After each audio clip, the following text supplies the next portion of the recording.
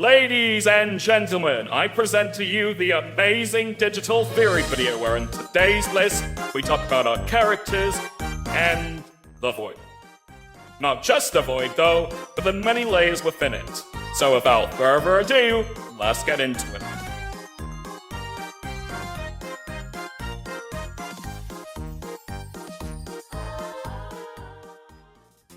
Hello and welcome to one of the most enthusiastic intros I will ever make to a video.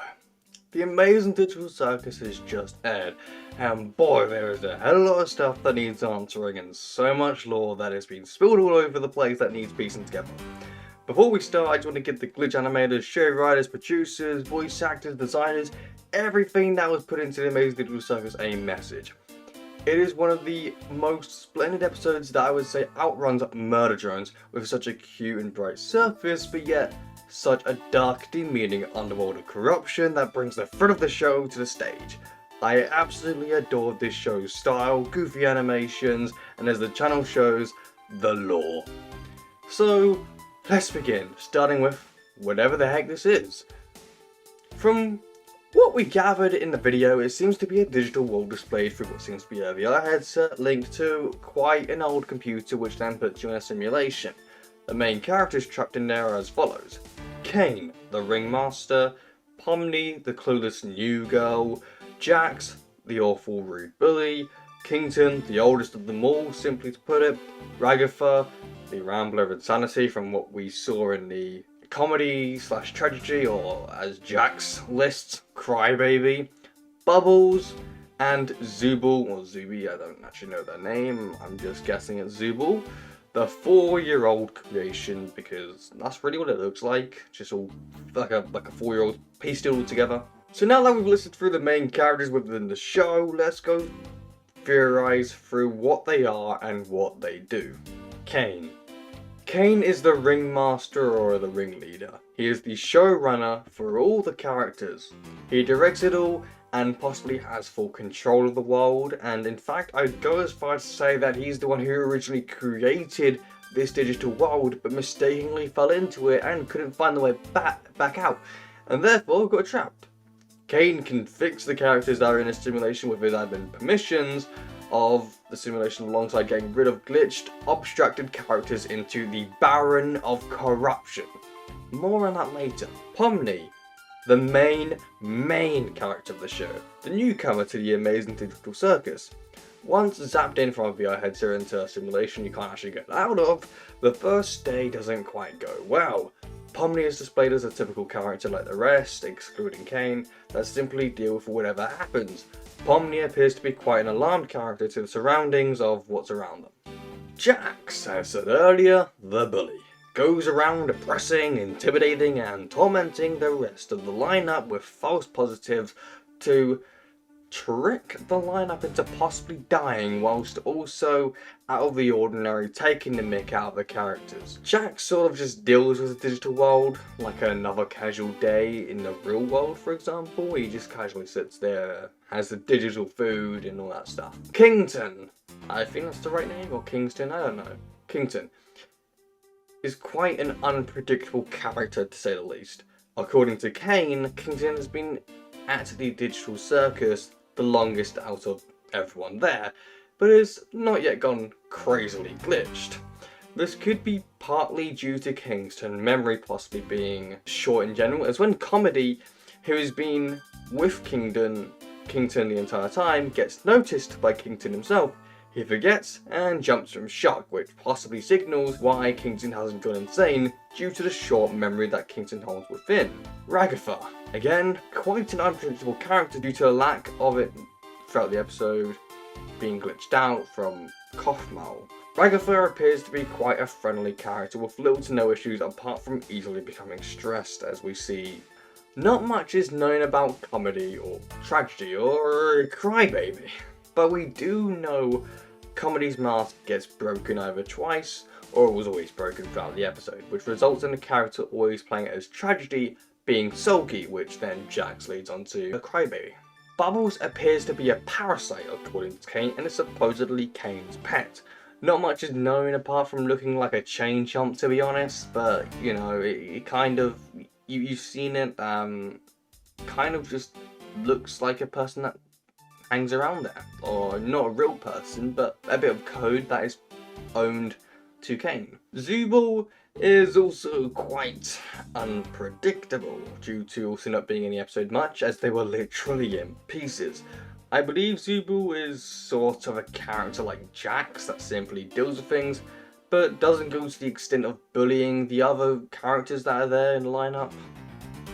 So yeah. But now that we've done the characters and their detailed explanation, let's talk about exactly what there is to theorize for the pilot. What happens within the episode had become true. Caine is indeed a higher up, or in fact the possible protector of the digital circus. And at the very end, we get a heavy block of lore just thrown upon us. None of the characters know their way around the void, as what Caine even says himself, he doesn't know his way around the void. Which seems to be a place of nothingness, or just a place for Caine himself to expand his creations upon. When Caine had explained how he tried to create an exit, it was unfinished, possibly from Caine having a break. Pomni had entered the door that was left behind accidentally, and managed to escape what seemed to be an endless maze, which, due to it not being finished correctly, actually ended up ending. This brought Pomni into the void. And coming back to what I said about the end of the video, we were given the grounds to then zoom out to the void, to then a potential higher level within the void, to then outside of where the old computer was that Pomni had saw before leaving the endless exit maze. Now, how did this happen? Well, part of me thinks that it was a bridge or a teleport to create a new part, but due to it not being an endless maze of exit doors and Pomni finding the end, it resulted in a door leading out to a nothingness, or as it's called, the void, where things are meant to be created, and that's where Pomni is not meant to be. And I'm going to make more videos instead of just one future video, so for the other insane theories, there'll be another day, like that underworld thing that I really need to talk about for, you know, tomorrow. But today's theory, Pomni managed to enter the void due to an unfinished project of Caine's creation. At the end of the show, we see the camera pan out from the grounds to outside the circus tent, to then the island being shown in the void, to then another layer of the void itself, to then the computer which is running the simulation altogether. Going back to what Caine said, no one has really explored the void due to it being just a void that can get you lost quite easily, due to it possibly being quite large in scale.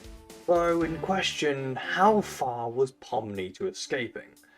It's quite hard to decipher this question because we don't know the genuine scale of the void, but if the island in which the circus tent that features all the insane size of things is this size, then the void must be inferior in comparison, so Pomni may have been quite a long way, especially with another factor on board that Caine gets a notification about a certain thing, or, you know, a certain object when it enters the void, if it's travelled out so far. I assume Caine can only go so far within the void, hence why he gets that notification to quickly teleport whatever is entered there back into the safe place, which is the grounds.